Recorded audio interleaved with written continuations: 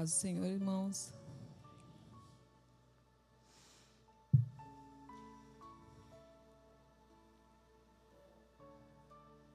Fazer uma oração primeiro. Senhor nosso Deus, nosso Pai, obrigada, Senhor, por estarmos aqui, Senhor, mais uma vez, mais uma quarta-feira, Senhor, pela Tua graça e misericórdia. Obrigada, Senhor, porque as Tuas misericórdias se renovaram nessa manhã em nossas vidas, Senhor. Por isso nós estamos aqui reunidos novamente, Senhor, para Te engrandecer, Te louvar, Te buscar a Tua presença mais e mais, Senhor, em nossas vidas, porque é dela que nós precisamos, Pai. Nós não precisamos de mais nada, Senhor, porque se nós tivermos a Tua presença conosco, se o Senhor estiver conosco, Senhor, tudo isso, Senhor, é um acrescentar na nossa vida, mas nós precisamos da Tua presença, Pai. Nós precisamos da Tua presença aqui neste lugar. Nós precisamos Te sentir, Senhor. Sentir o Teu poder, Senhor. Sentir, Senhor, o Senhor em nós, no nosso coração, Pai. Senhor, nos ajuda, Pai. Nos fortalece, aumenta a nossa fé, acrescenta-nos a fé nessa noite, Pai. Dai-nos um coração alegre, torna a nos dar a alegria da Tua salvação, Pai. Tira toda a tristeza, todo o desânimo, toda a amargura do nosso coração, tudo aquilo que não Te agrada, tudo aquilo que nos afasta de Ti, Pai. Tira, remove, Senhor. Em nome de Jesus nós Te pedimos, Pai. Senhor, aviva o nosso coração, aviva a Tua igreja em meio aos anos, Senhor. Deus, nós precisamos desse avivamento, nós precisamos da Tua presença, Pai. Senhor, não retires de nós o Teu Espírito, Senhor. Nós precisamos desesperadamente da Tua presença nessa noite. Senhor, em todos os dias da nossa vida nessa terra, é o que nós Te pedimos nessa noite, a Tua presença. Amém, amém, graças a Deus. Senhor, aleluia, glória a Deus.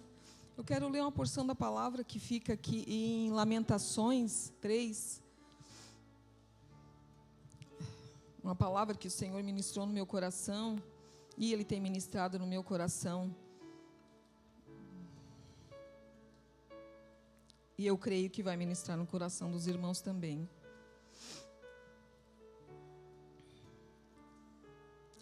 Nós precisamos compartilhar, irmãos, aquilo que o Senhor tem colocado no nosso coração.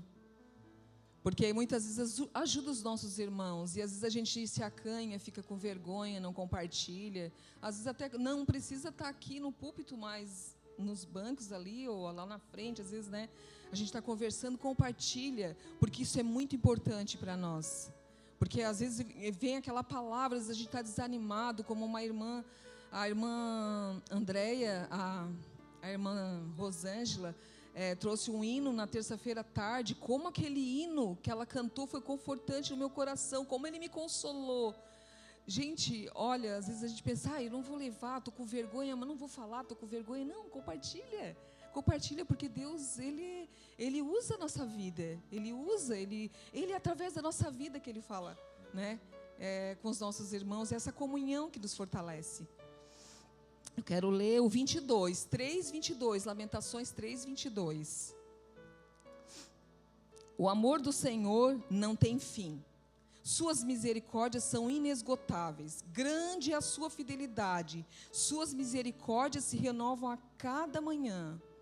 Digo a mim mesmo, o Senhor é a minha porção, por isso esperarei nele. O Senhor é bom para os que dependem dele, para os que o buscam. Portanto, é bom esperar em silêncio pela salvação do Senhor. É bom as pessoas se sujeitarem ainda jovens ao jugo da sua disciplina, que permaneçam sozinhas e em silêncio sob o jugo do Senhor. E que se deitem com o rosto no pó, pois talvez ainda haja esperança, que deem a outra face para os que o ferem, e aceitem os insultos dos seus inimigos, pois o Senhor não abandona ninguém para sempre, embora traga tristeza, também mostra compaixão por causa da grandeza de seu amor, pois não tem prazer em afligir as pessoas e nem em lhes causar tristeza.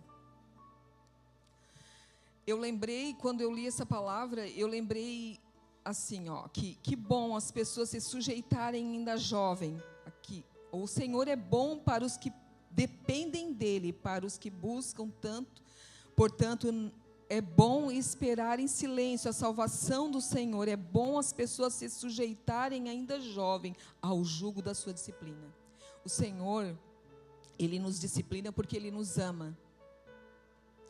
E o jugo do Senhor é suave, e o jugo do Senhor é leve.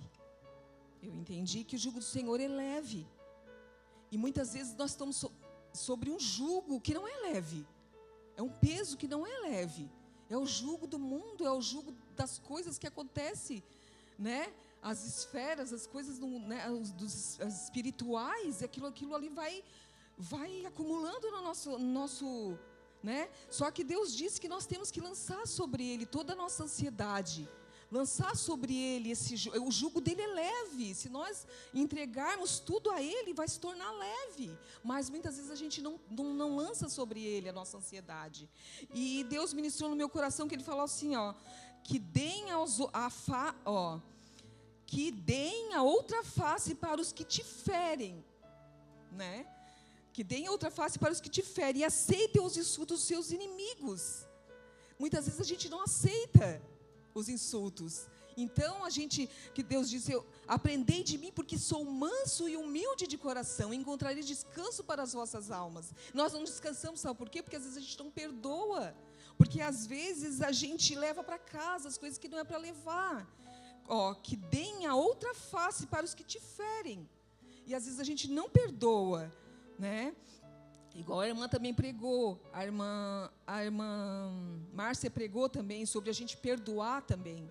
Porque nós precisamos perdoar, embora traga tristeza, também mostra compaixão, porque o Senhor, Ele mostra compaixão, Ele nos disciplina quando a gente não perdoa, Ele nos disciplina quando a gente não oferece perdão para outra pessoa. Mas que o Senhor nessa noite venha liberar perdão em nosso coração. Porque não é nós que vamos liberar perdão, né? É Deus que vai usar a nossa vida para perdoar aquela pessoa e lá pedir perdão para a pessoa. Então esse jugo vai se tornar muito leve. Porque nós vamos dividir com o Senhor e o Senhor vai nos atribuir bênçãos. Porque nós vamos estar perdoando o nosso irmão ou perdoando o nosso próximo. Porque a palavra de Deus diz, amai os vossos inimigos e orar por os que vos perseguem.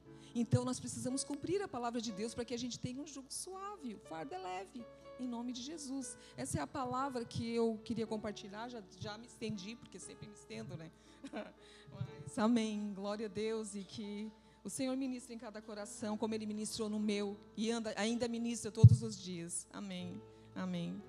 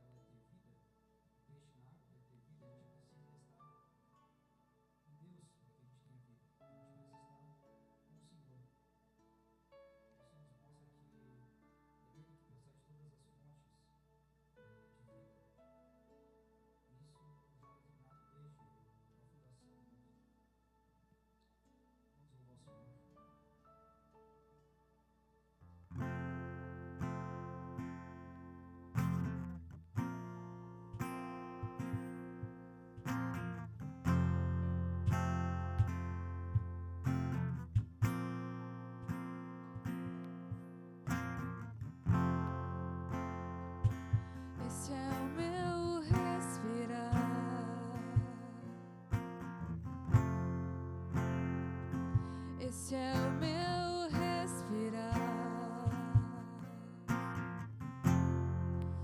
Teu Santo Espírito vivendo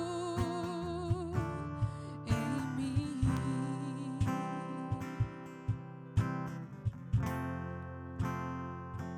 E esse é o meu pão.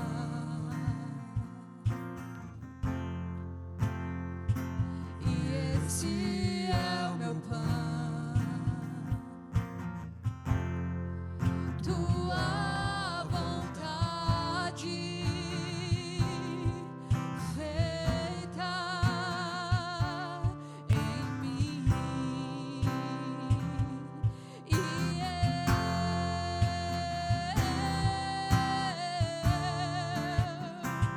Eu nada sou sem Ti.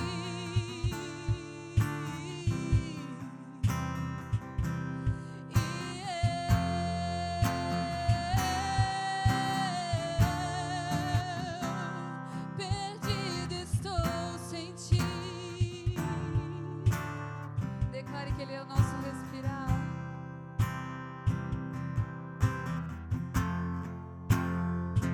Esse é o meu respirar. Esse é o meu respirar. Teu Santo Espírito vivendo em mim.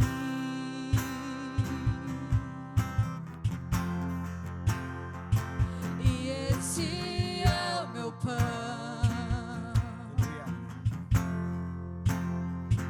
E esse é o meu pão, Tua vontade feita em mim.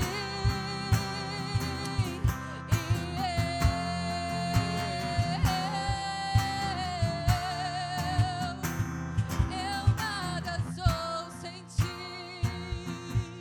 Jesus.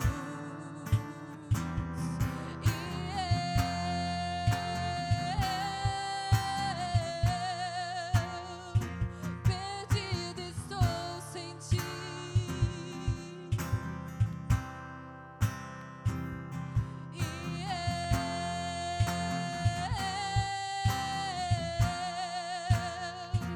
Eu nada sou sem Ti.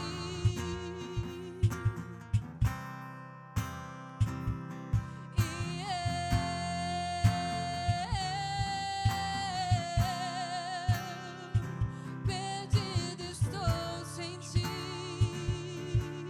Jesus.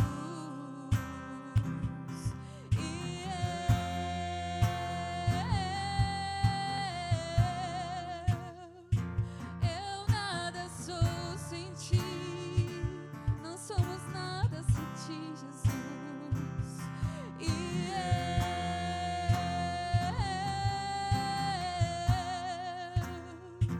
Perdido estou sem Ti. Obrigada, Jesus, pelo Teu amor que nos alcançou. Obrigada, Senhor. Obrigado pela Tua morte naquela cruz. Sem Ti nós não somos nada.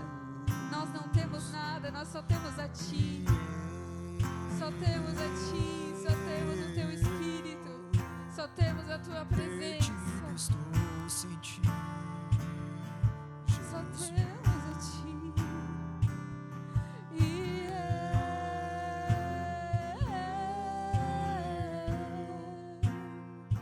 Eu nada sou sem Ti, Jesus. Você pode declarar essa noite.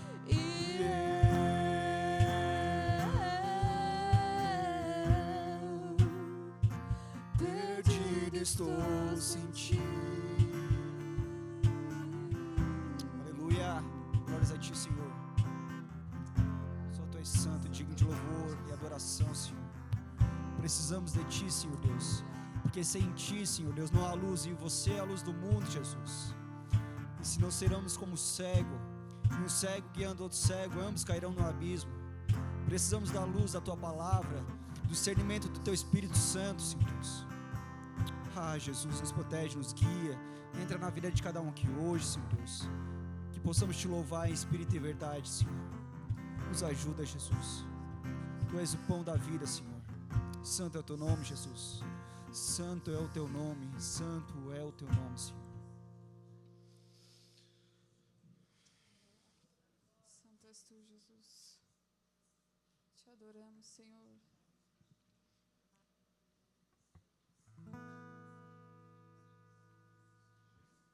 Santo é o Teu nome, Senhor.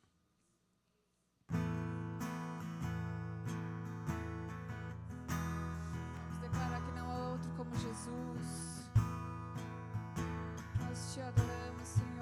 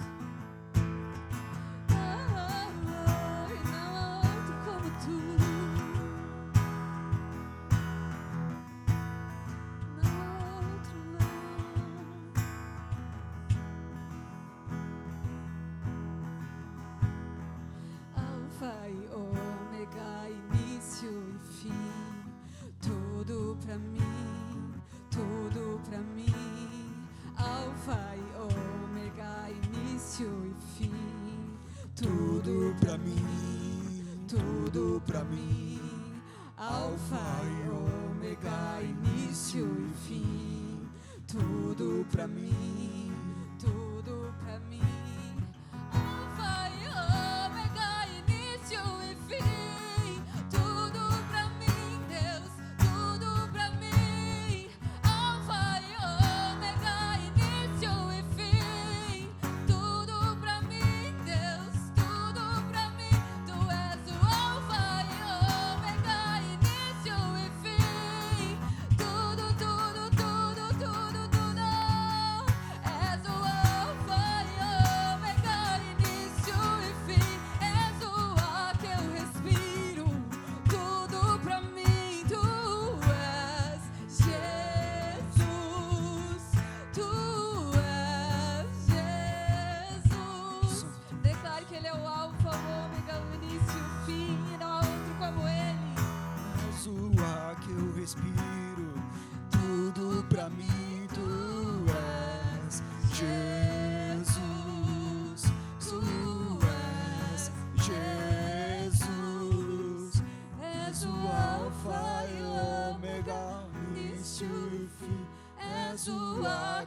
respiro, tudo pra mim tu és Jesus, tu és Jesus, és o Alfa e Ômega, início e fim, és o ar que eu respiro, tudo pra mim tu és Jesus, e só tu és Jesus.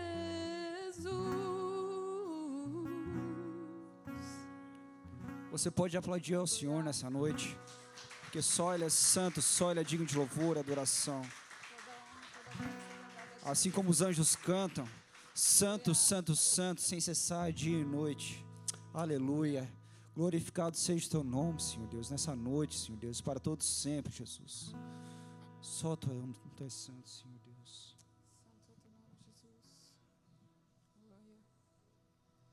Trabalhe em cada mente, Senhor Deus, em cada coração nessa noite, Pai.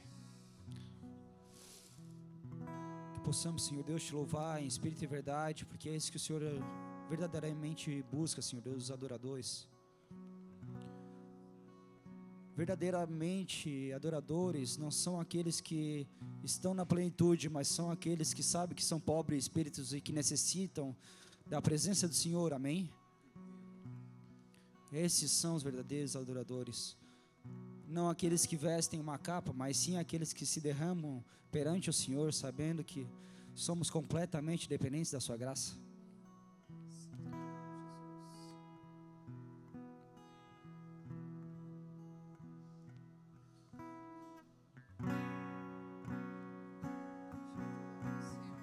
Só tu és digno de receber o nosso louvor.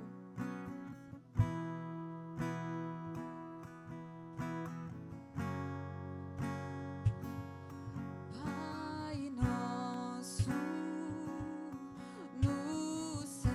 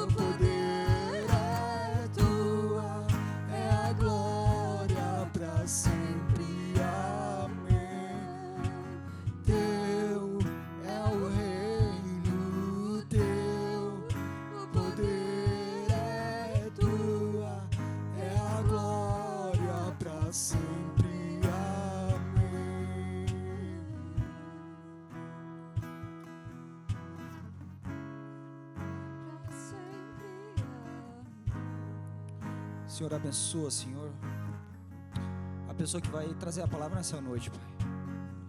Te peço que o Senhor continue falando aos nossos corações. Que o Senhor venha trabalhar, Senhor Deus, em cada vida aqui hoje, nessa noite, Senhor.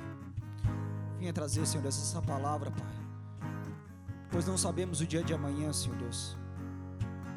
Abençoa-nos, Senhor Deus, com o pão do céu nessa noite, Senhor, para que possa vir teu reino, fazer a tua vontade, como já é feita aí no céu, Senhor. Transforma, Senhor Deus, vem nos lapidar a cada dia mais, Pai. É o que te pedimos, Senhor Deus, é o que a nossa alma precisa, Senhor, pela tua misericórdia, pelo teu amor, Senhor Deus.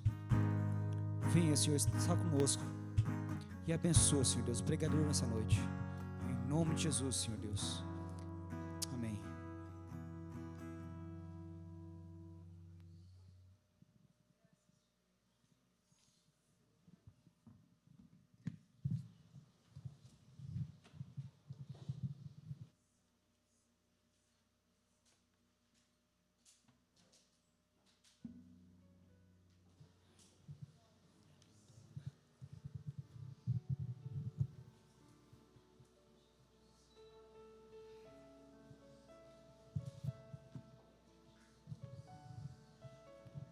Boa noite, meus irmãos. Tudo na paz? Então se sentem aí, descansem.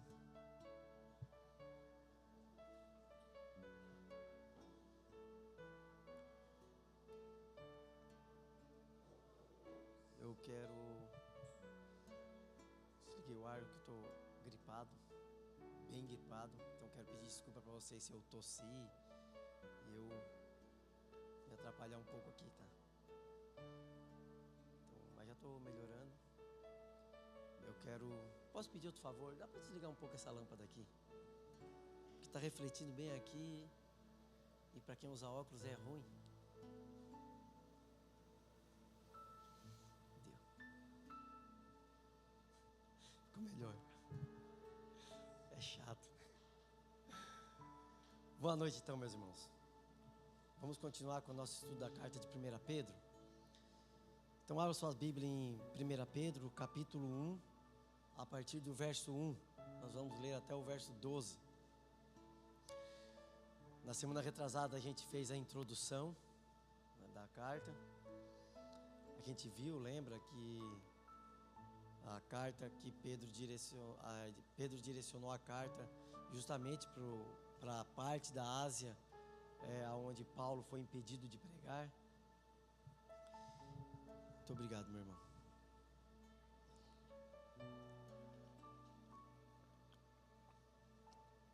Quando Paulo tenta ir lá em Atos, e ele é impedido de ir para aquela área da Ásia. Então agora aquela parte, né, da Ásia Menor não ficou desamparada.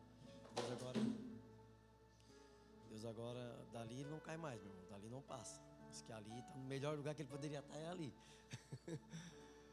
Então agora a gente viu que Deus não deixou aquela área desamparada. Levantou um pregador, enviou uma carta, e ele que cria as oportunidades. Talvez Paulo estivesse criando, né, uma oportunidade para pregar lá, mas não era a hora de ele pregar. Então Deus, o Espírito Santo, envia ele para outro lugar. Então é ele que cria as oportunidades. A nós cabe apenas nos prepararmos, né, para quando essas oportunidades aparecerem.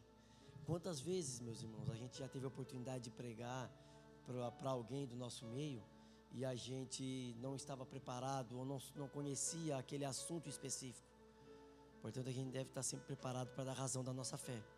Quando formos questionados, né, mostrarmos que não somos um crente que não lê, o crente que não sabe, o crente que não conhece. Mas nós temos que ter fundamentos daquilo que nós queremos, né? As oportunidades surgirão. Com certeza, todos nós teremos a oportunidade de um dia pregar a palavra. Como a irmã Eliane falou, não precisa ser no púlpito, pode ser em qualquer lugar. O que nós devemos é compartilhar aquilo que Deus tem nos dado. As oportunidades Ele vai dar. Vamos ler então 1 Pedro, capítulo 1.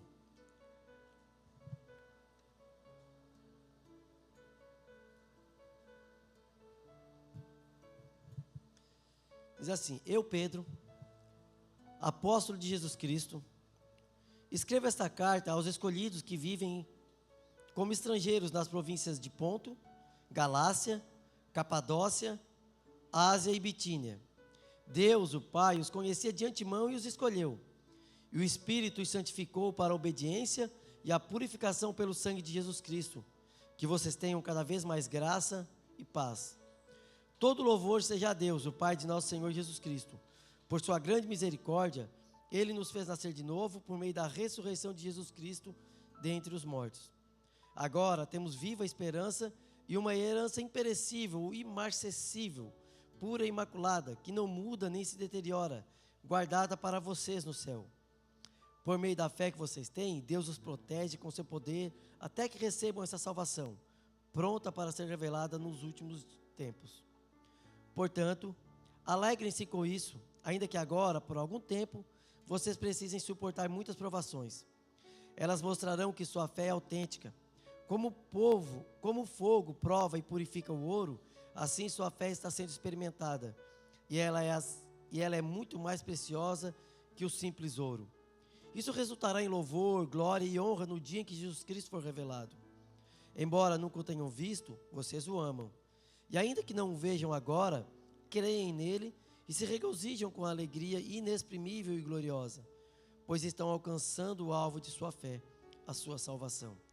Até mesmo os profetas queriam saber mais sobre essa salvação e investigaram a respeito quando profetizaram acerca da graça preparada para vocês. Buscavam descobrir a que tempo ou ocasião se referia o Espírito de Cristo que neles estava, ao predizer o sofrimento de Cristo e sua grande glória posterior. Foi-lhes dito que suas mensagens não eram para eles, mas para vocês. E agora, essas boas novas lhes foram anunciadas por aqueles que pregaram pelo poder do Espírito Santo enviado do céu. É algo tão maravilhoso que até os anjos anseiam observar. Irmãos, é normal que naquele tempo o autor da carta, e começasse indicando o remetente da carta, se apresentando, porque não era como o livro, ia ter que desenrolar todo o rolo para chegar a ver no final o autor. Então Paulo começa se apresentando, e a apresentação de Paulo, ela é essencial nesse caso. Ele fala, eu, Paulo, não, Pedro. Então fica mais uma coisa clara, meu irmão, se eu falar Paulo, entenda Pedro. É muito fácil eu me confundir, Paulo e Pedro, toda hora eu me confundo. Quando eu estava fazendo o sermão, na hora de escrever, eu escrevia Paulo. Imagina falar. Então, entenda Pedro. Pedro, ele se apresenta como apóstolo de Jesus.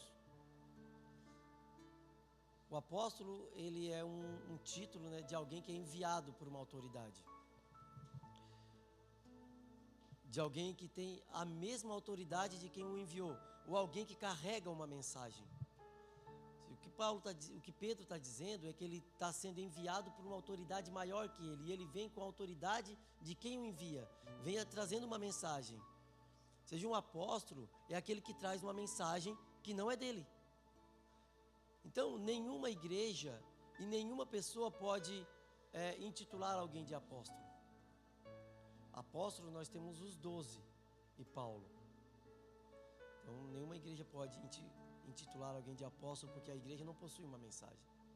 A igreja transmite uma mensagem. A mensagem quem tem é Cristo. Só Cristo pode nomear alguém como apóstolo. Apóstolo, nós temos os 12 e Paulo.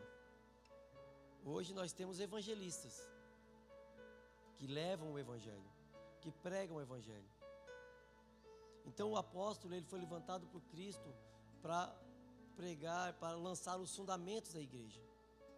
Como um edifício precisa ter um fundamento bem sólido, a igreja precisava desse fundamento. Quando Cristo diz para Pedro, Pedro diz para Cristo, tu és o Filho do Deus vivo, ele dizia, sobre essa pedra que eu vou edificar a minha igreja, como foi pregado aqui domingo. Essa revelação de que eu sou o Filho de Deus, o Filho de Deus vivo, é essa sólida revelação que a minha igreja vai ser edificada.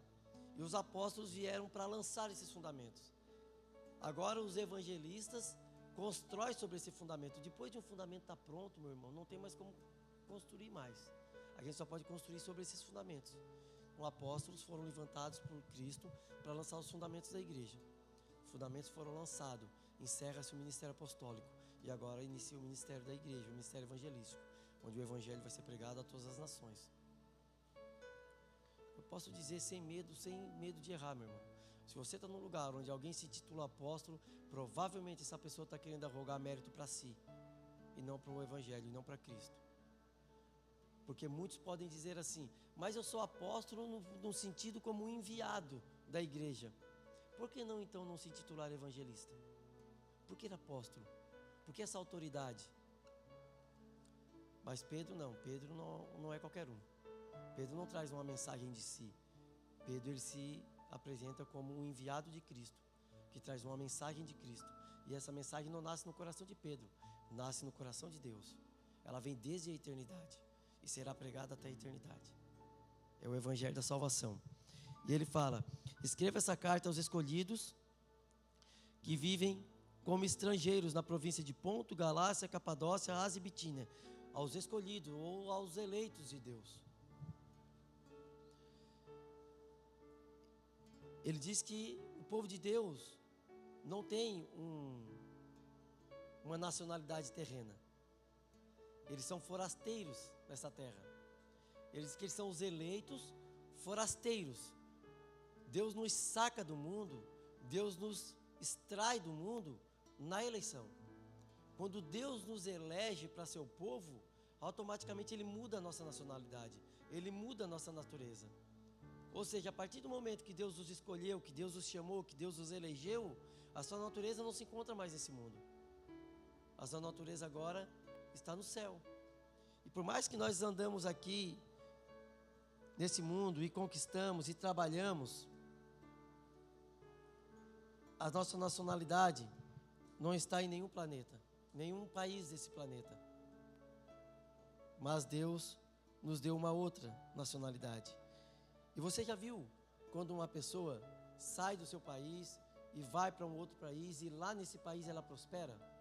Se ela prospera, ela é odiada, porque é como se ela estivesse usando os recursos de um país que não é dela. Há as pessoas que são misericordiosas, mas a grande maioria pensa assim.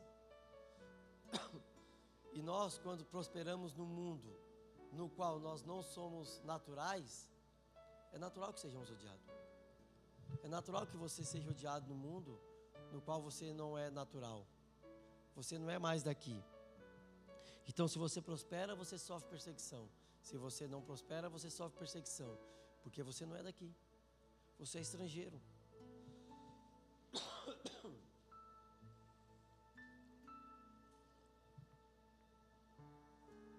Deus nos separa do mundo desde a eternidade, porque a nossa eleição é desde a eternidade. Então Deus nos saca do mundo. Você entende que Pedro está escrevendo a carta para uma igreja que está sofrendo uma perseguição ferrenha, uma dura perseguição? Pessoas que perderam suas casas, perderam seus bens, perderam tudo que tinha na província da Ásia Menor. E eles são da dispersão. Eles estão dispersos num lugar que não é deles. Eles não têm nada. E Pedro está escrevendo essa carta para eles. Uma carta motivacional. Uma carta de esperança. A gente falou que se Paulo era o apóstolo da fé, né? Pedro é o apóstolo da esperança, enquanto João é o do amor. Porque a carta de Pedro é uma carta que leva a esperança a um povo sem esperança, a um povo perseguido, a um povo que não tem nada. É uma carta para mim e para você, que muitas vezes reclamamos da vida por causa das pequenas tribulações que nós passamos. Talvez um emprego que não dá certo, talvez um negócio que a gente perde, talvez um dinheiro, qualquer coisa. E a gente reclama. Quão natural é, né? A gente perder as coisas e ser perseguido num lugar onde não é nosso. Eu saí do país uma vez, e eu fiquei 3 meses fora. Eu me lembro quando eu voltei para casa, a sensação de estar em casa, de estar num lugar onde é a minha casa, era indescritível. Por mais que eu tivesse tudo lá, eu sentia como se tivesse, toda vez as pessoas estavam me olhando atravessado. Porque não era o meu lugar, não era a minha casa. E parece que quando nós somos chamados por Deus, esse mundo não nos cabe mais, não nos acolhe mais. Não tem mais nada nesse mundo que satisfaça os anseios dos nossos corações. É como o C.S. Lewis fala, se há dentro de nós um anseio que não pode ser satisfeito por nada nesse mundo, provavelmente é porque a gente deve ter sido feito para um outro mundo. Talvez não nascemos com essa natureza, mas fomos chamados para essa natureza. Fomos extraídos desse mundo. E agora não tem mais nada nesse mundo que satisfaça o anseio do nosso coração. Porque o nosso desejo, o nosso anseio está na eternidade, está em Deus. Acho que também foi ele que disse que que existe no coração do homem um vazio do tamanho da eternidade e somente algo eterno pode preencher. Então nós somos chamados da dispersão. E ele fala ainda no versículo 2 que Deus nos conhecia de antemão e nos escolheu.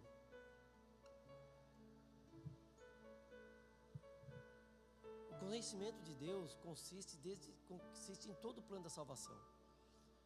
O conhecimento de Deus não pode estar aqui direcionado ao fato de que Ele sabia quem ia crer e por isso Ele escolheu. Talvez você já tenha ouvido isso, mas eu acho que isso é inconsistente com o ensino bíblico. Porque o plano de salvação, ele é plenamente conhecido por Deus. E Deus conhecia-nos de antemão, ou seja, Ele sabe quem nós éramos, sabíamos que éramos pecadores, sabiam que nós estávamos perdidos e sabia que nós precisávamos de salvação. Então Deus cria um plano salvífico, Cristo executa o plano salvífico e o Espírito Santo aplica o plano salvífico. Ele fala assim, Deus Pai os conhecia de antemão e os escolheu. Ou seja, o conhecimento de Deus, porque Deus nos conhecia, Ele nos escolheu. O Espírito Santo santificou.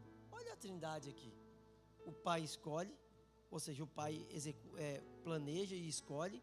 O Espírito, apesar de que não está na sequência, mas o Pai escolhe, o sangue de Jesus redime e o Espírito Santo santifica.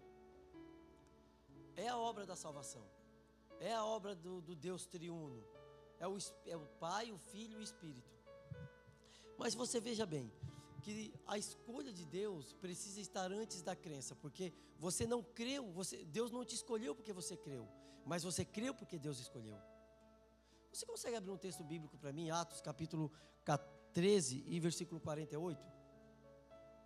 Ou vocês abrem aqui, ou o nosso irmão Eupídio vai colocar lá? Atos no capítulo 13, versículo 48.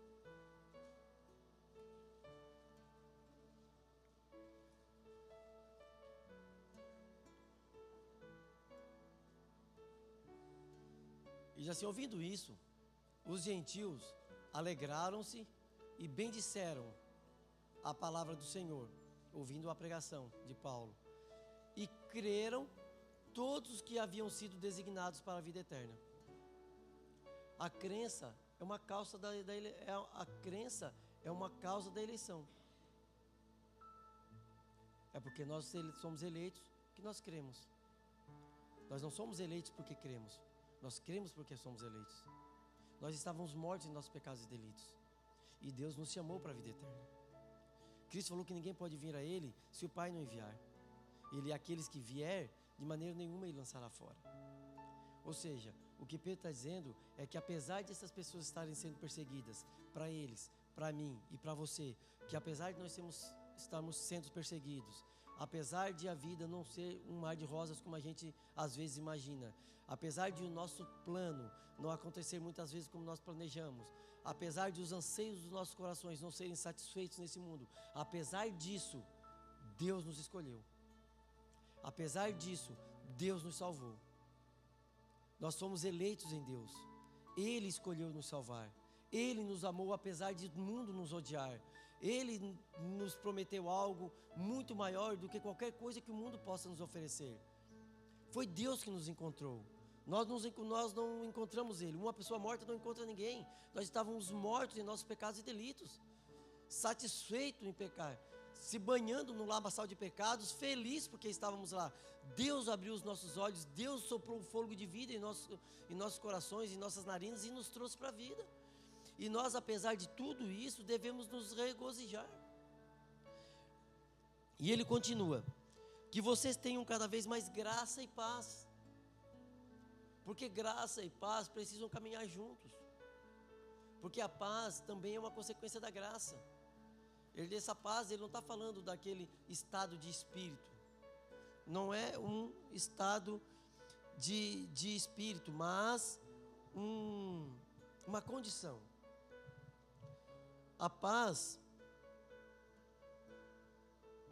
não é aquela paz que você ausência de problema, mas essa paz é a paz que nos é dada por causa da graça.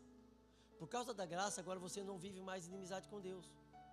Agora você vive na família de Deus. Você foi chamado por Deus, você foi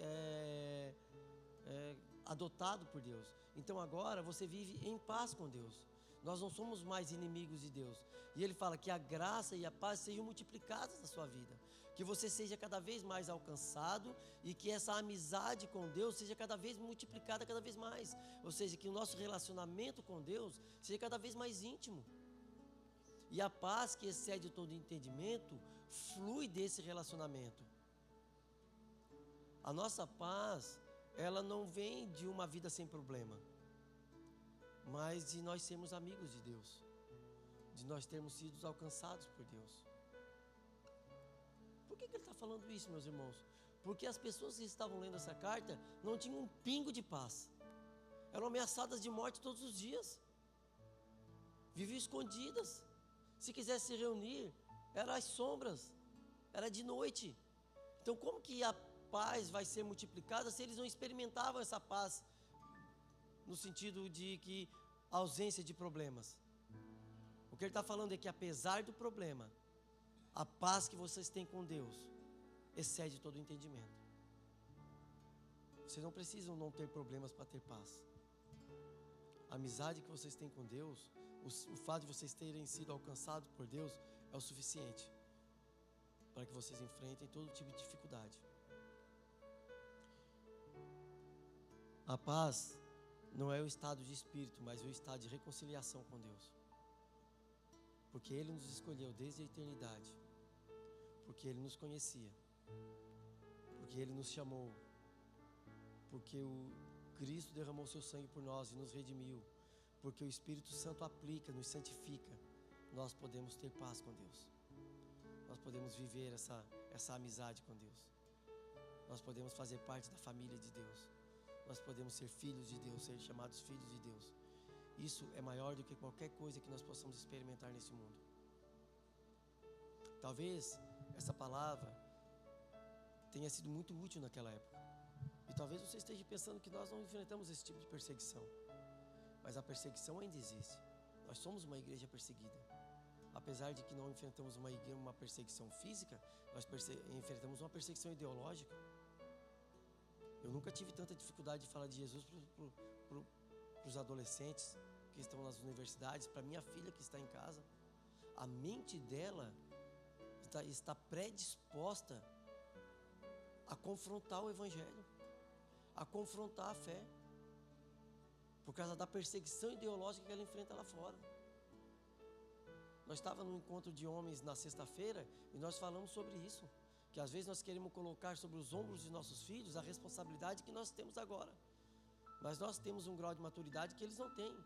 Talvez para você seja fácil enfrentar essa perseguição ideológica, talvez para você seja fácil firmar, ter uma postura firme diante dessa perseguição, mas não para os adolescentes, não para as pessoas mais jovens.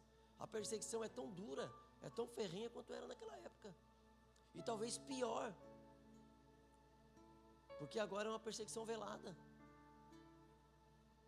Mas nós devemos dizer que o que Deus tem preparado para nós é maior do que esse mundo tem.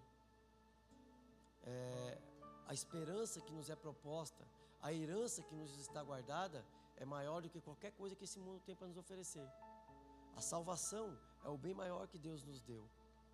O fato de Deus ter nos chamado, de Ele ter nos escolhido, de Deus ter planejado uma salvação, de Deus nos conhecer melhor do que nós mesmos, e toda a Trindade se envolver nesse plano salvífico para nos chamar, para nos salvar, para nos santificar, é motivo de regozijo, é motivo de nos alegrarmos. E é disso que Paulo fala a partir do versículo 3. Olha que ele muda agora o tom dele. Ele parte agora para um louvor a Deus. Apesar de tudo isso, e por causa disso, ele fala: todo louvor seja dado a Deus, Pai de nosso Senhor Jesus Cristo. Por sua grande misericórdia, Ele nos fez nascer de novo, por meio da ressurreição de Jesus Cristo dentre os mortos. Agora temos uma viva esperança. Ou seja, antes de ele falar da dificuldade, antes de ele falar das necessidades, antes de ele falar da perseguição, apesar disso, todo louvor seja dado a Deus, toda honra seja dada a Ele.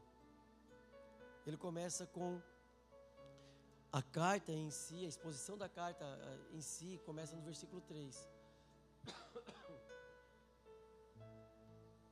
E ele começa com um texto de exaltação a Deus. Talvez seja fácil Pedro estar falando isso de longe, mas não para eles que estavam sofrendo uma perseguição dura. Mas ele fala: apesar de tudo que vocês estão dizendo, apesar de tudo que vocês estão passando, todo louvor seja dado a Deus. Louvem a Deus, exaltem a Deus por essa salvação. E aí essa pergunta, essa frase de Paulo atravessa os séculos e me alcança hoje. Apesar de tudo que eu estou passando, apesar das necessidades, apesar das dificuldades, que não são de forma alguma comparáveis ao que eles estão passando naquela época, ao que eles passaram naquela época, eu tenho exaltado a Deus pelo simples fato de Ele ter me elegido, pelo simples fato de Ele ter me alcançado, pelo simples fato de Ele ter me salvado, como coisa que isso fosse uma coisa simples. Ou nós estamos esperando ainda o melhor de Deus para exaltá-lo? Estamos esperando que Deus faça algo mais para que a gente possa engrandecê-lo? Não, de forma alguma. O que ele está dizendo é que Deus fez o suficiente para que nós exaltemos Ele agora, já, apesar de tudo que nós passamos. Se a morte nos encontrar hoje, meus irmãos, nós temos motivos para exaltá-lo. Se a doença nos acometer, nós temos motivos de sobra para exaltá-lo, porque Ele nos alcançou, porque Ele nos salvou. E ele continua: Ele nos fez nascer de novo, ou seja, Ele nos regenerou, Ele criou um plano, Ele nos salvou e Ele nos deu uma nova vida. Ele não só nos justificou, mas Ele nos deu um novo coração. Ele nos capacitou para viver essa nova vida que Ele nos deu. A geração é o nascimento, agora a regeneração é uma nova vida, é um nascer de novo, é uma nova natureza. Quando Deus nos alcançou, você deixou de ser quem você era. Deus abriu os seus olhos para o Evangelho. Você viu coisas que antes você não via. Você sentiu coisas que antes você não sentia. E apesar de que a salvação é escatológica, ela já pode ser experimentada já. A partir do momento que você foi alcançado por essa palavra, a partir do momento que você teve seus olhos abertos, a partir do momento que você foi alcançado pelo Evangelho, você começou a experimentar uma vida diferente. Você foi trazido de novo à vida por meio de Cristo. E por causa de Cristo, nós temos uma esperança viva. Bom, nós não fomos chamados para viver uma vida de sofrimento. Deus não nos elegeu, não nos chamou para nada. Ele nos chamou para que nós alimentássemos uma esperança. Ele nos ressuscitou por meio da ressurreição de Cristo. Porque Cristo vive. Então nós temos uma esperança. Porque Ele foi a primícia dos que ressuscitaram. Cristo está vivo. E a nossa esperança está fundamentada na ressurreição de Cristo. Porque Cristo vive, eu tenho uma esperança viva. Apesar de tudo, meus irmãos, eu não sei quais são os tipos de dificuldades que você enfrenta. Eu não sei quais são o grau de dificuldade, porque cada um tem as suas necessidades, cada um tem os seus graus de dificuldades. Eu não estou dizendo que uma dificuldade é maior que a outra, porque pessoas entre nós encontram batalhas terríveis, né, que comparadas às minhas, né, a minha talvez não seja nada, mas a minha luta para mim é difícil. Então cada um tem a sua própria luta, cada um tem a sua própria batalha. E a gente não pode menosprezar a luta de ninguém. Mas a esperança que nós temos não é uma esperança morta, é uma esperança viva. Nós precisamos alimentar no nosso coração a esperança que Cristo vive. Ele está vivo. E Ele fez uma promessa.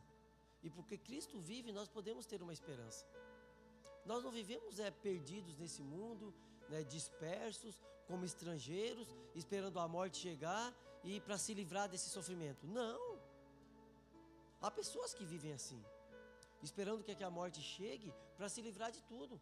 Está cansado de tudo que está vivendo. A morte é uma válvula de escape. Não. Nós temos uma esperança. Nós sabemos que tudo que nós passamos é temporário. E Cristo ressuscitou. E nós temos uma esperança viva. E nós não temos só uma esperança, mas nós temos uma herança imperecível. Deixa eu continuar aqui. Somos chamados para uma herança imperecível. Pura e imaculada, que não muda e nem se deteriora, que é guardada para nós no céu. Ou seja, nós temos uma herança incorruptível, que não apodrece e nem se deteriora. Nós temos uma herança imaculada, que ela é absolutamente limpa, sem nenhum tipo de contaminação, e ela é imarcessível, ou seja, inalterável, uma palavra usada para a natureza, que é como uma flor que não murcha. Ou seja, essa nossa esperança, ela é eterna. Essa nossa herança, ela é eterna. Não é uma coisa que está guardada e com o tempo ela vai murchando e vai perdendo valor. Ela está guardada para nós, para o dia da nossa morte ou para o dia da volta de Cristo. Ele está guardado para aquele dia. E essa esperança, ela está guardada para nós no céu. Paulo falou outra vez que se a nossa esperança está guardada somente para as coisas desse mundo, nós somos os mais miseráveis dos homens. No que consiste a sua felicidade? No que consiste a sua alegria? Você está esperando para que algo aconteça? Isso falou muito comigo. Porque eu vou falar para vocês, Deus está tratando isso no meu coração. É que eu tenho a vontade de me aposentar. E eu estou sentindo que não vai rolar. E eu me frustrei, irmão, no começo. Confesso para vocês que eu me frustrei. E eu passei um tempo para me acostumar com essa ideia. Mas Deus tem trabalhado no meu coração que a minha felicidade não pode estar condicionada a nada nesse mundo. Não pode estar condicionada a nada que possa vir de um mundo que se corrompe. A minha felicidade está condicionada a uma herança que não muda, que não murcha. Então a minha felicidade deve estar condicionada à herança que Cristo tem reservado para mim. Não importa se eu vou me aposentar, meu irmão, se eu vou ganhar dinheiro, se eu não vou, isso tudo vai se acabar. Isso tudo vai passar. E a herança que Cristo nos tem guardado, ela é imarcessível, ela não murcha. É como uma rosa que mantém a sua formosura pela eternidade. É para essa rosa, é para essa herança que nós devemos estar olhando. Não devemos nos entristecer pelas frustrações desse mundo. E Paulo está falando para uma igreja perseguida, que está sofrendo, que perdeu seus entes queridos, que estavam sendo mortos. Mas a esperança de vocês não pode murchar, apesar das coisas estarem dando errado. Porque na verdade nada está dando errado. Porque lá na frente ele vai falar, a gente não vai conseguir continuar, porque já é 9:05. Mas ele vai falar que a nossa fé está sendo provada como fogo prova o ouro. E ele diz que o ouro é algo sem valor. Porque o fogo, ele purifica o ouro. O fogo, ele tira a impureza. As dificuldades e as provações que nós estamos passando está purificando a nossa fé. Só está provando que tipo de fé que nós temos. Vai tirar o joio do meio do trigo. Que fé que nós temos? Nós somos a impureza que vai ser tirada pelo fogo, ou somos a fé pura que permanece apesar das dificuldades? Porque tudo que nós estamos passando vai servir para criar em nós uma fé inabalável. Nós não podemos estar condicionados às coisas que acontecem nesse mundo. Eu sei que é difícil isso. Eu sei que é difícil nós praticarmos isso, trazer isso para a nossa realidade e tentar viver isso. É difícil, é muito difícil, meus irmãos. A gente está com um sorriso estampado no rosto, sabendo que as coisas estão dando errado. A gente falar de esperança para alguém que está sentindo dor. A gente falar de alegria para alguém que perdeu um ente querido. Eu não estou dizendo que nós não podemos nos entristecer, mas nós não podemos nos abalar. A nossa fé não pode se esmorecer, porque a nossa fé está firmada em Cristo. A nossa esperança é viva porque Ele vive. E a nossa herança é uma herança que não desabrocha, que não perde o valor. Não é como o metal.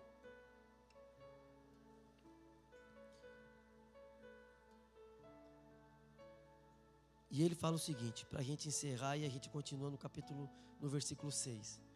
Ele diz assim: por meio da fé que vocês têm, Deus os protege com seu poder, até que recebam essa salvação pronta para ser revelada nos últimos tempos. Olha que palavra maravilhosa. Ele fala, por meio da fé. A fé não é a causa da salvação, mas é o instrumento pelo qual você se apropria da salvação. Como diz Hernando Dias Lopes, a fé, ela é o braço estendido que recebe a salvação.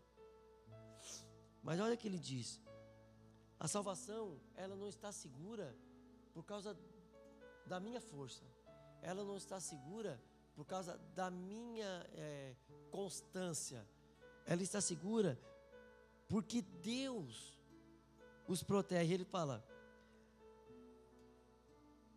agora temos uma viva esperança, versículo 4, e uma herança imperecível, pura, imaculada, que não muda e nem se deteriora. Ela está guardada para vocês no céu, e vocês se apropriam dela. Por quê? Por meio da fé que vocês têm. E Deus os protege com o seu poder. Deus os protege com o seu poder. Deus é onipotente, certo? Tem alguém mais poderoso que Deus? Sim ou não? Não. Se você está guardado, se Deus te protege, meus irmãos, com o poder dele, alguma coisa pode te derrubar? Alguma coisa pode roubar essa salvação de você? Alguma coisa pode roubar essa fé de você? Pode. Se ela está guardada por você, se está guardada pela sua força, que está guardada pela sua capacidade, aí sim. Mas ele está falando que não. É o poder de Deus que os guarda. Vocês foram eleitos na eternidade. Vocês foram alcançados por Deus. Deus os salvou, Deus criou o plano, Cristo executou, o Espírito Santo aplicou. É o já e o ainda não.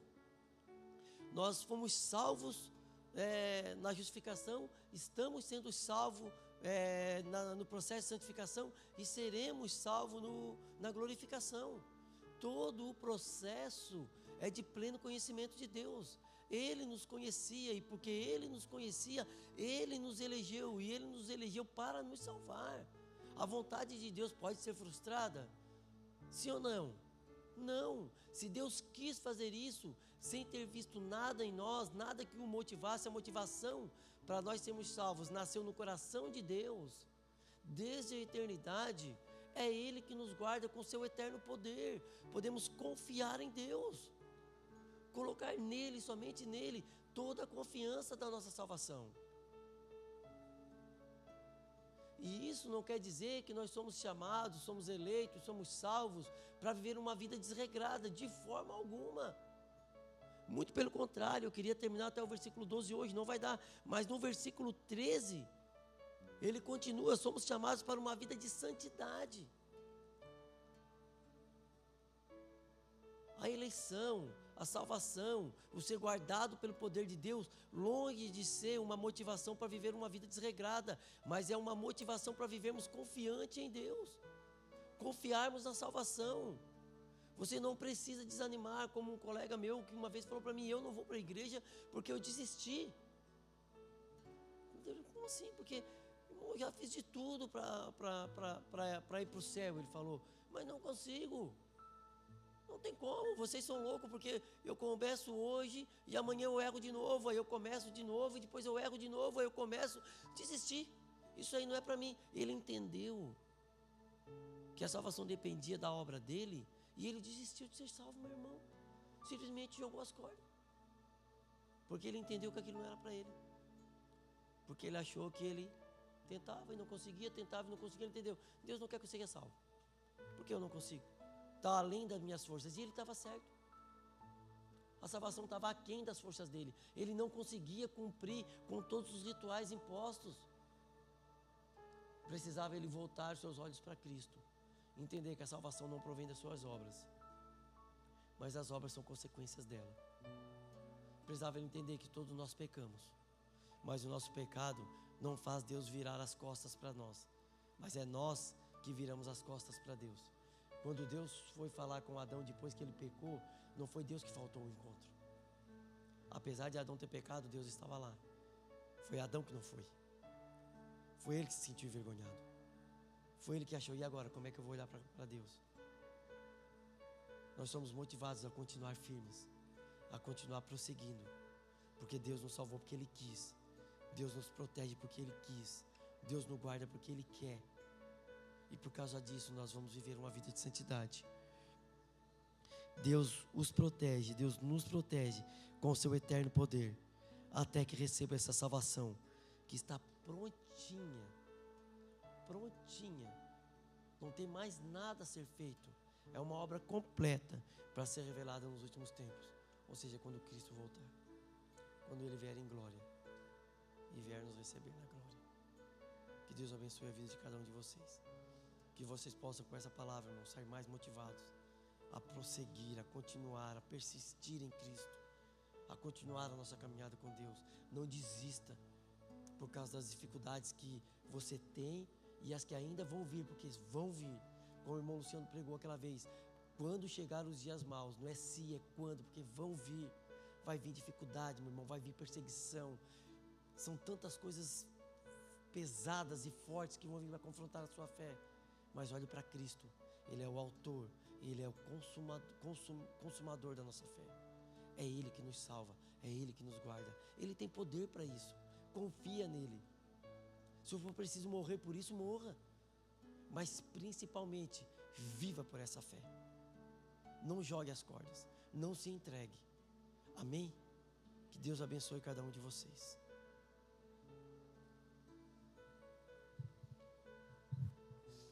Vamos colocar de pé.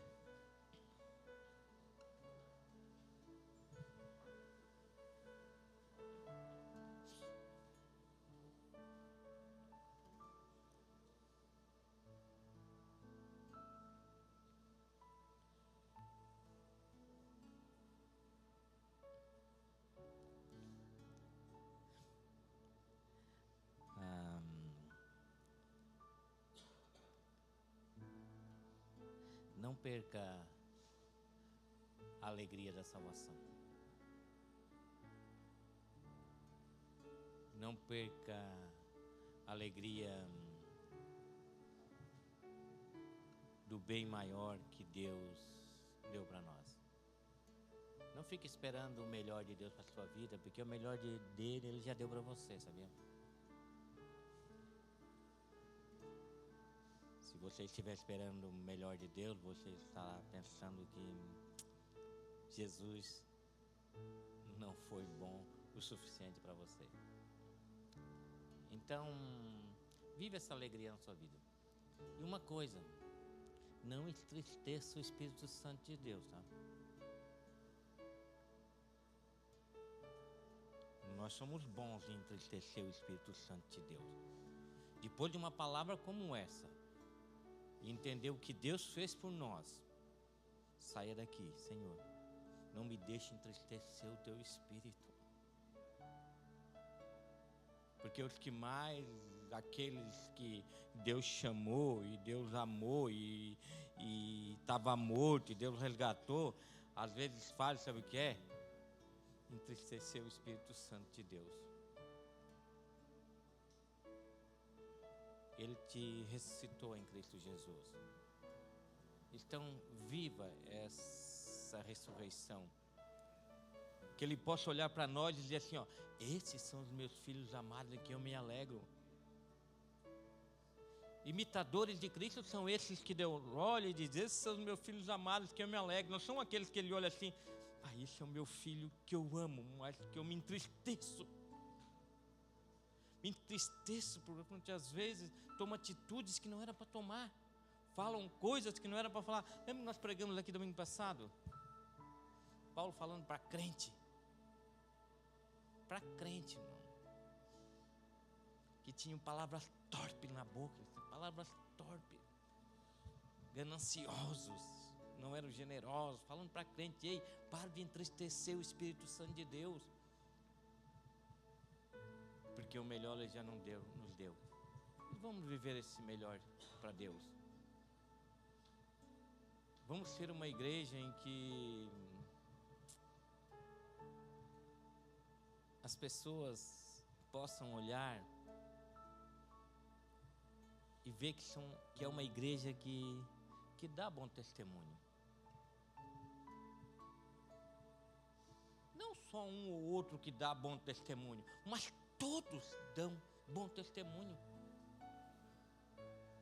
O que a gente vê de gente aí, irmão, dando mau testemunho?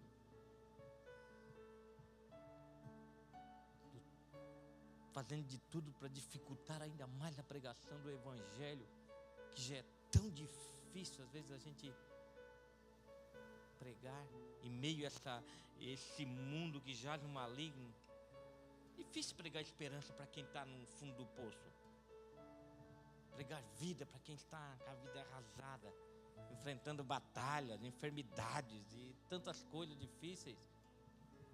Mas que nós possamos ser essa igreja aqui, irmão.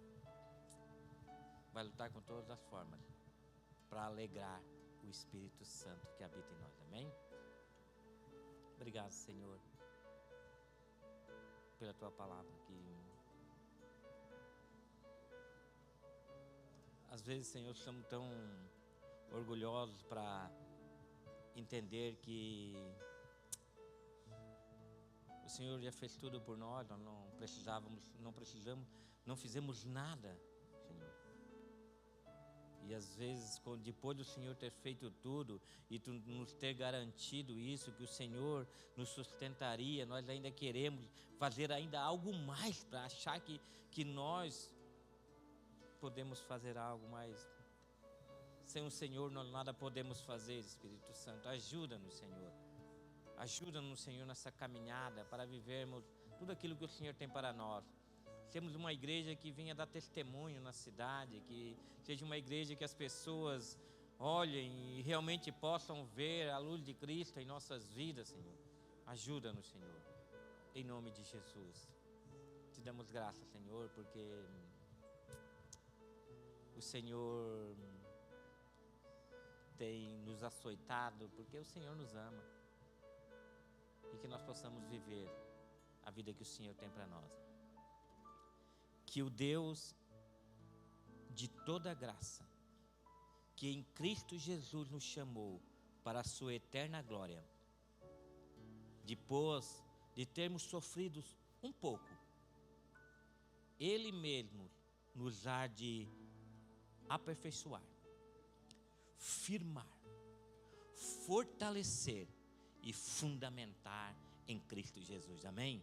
Deus abençoe a vida de todos vocês.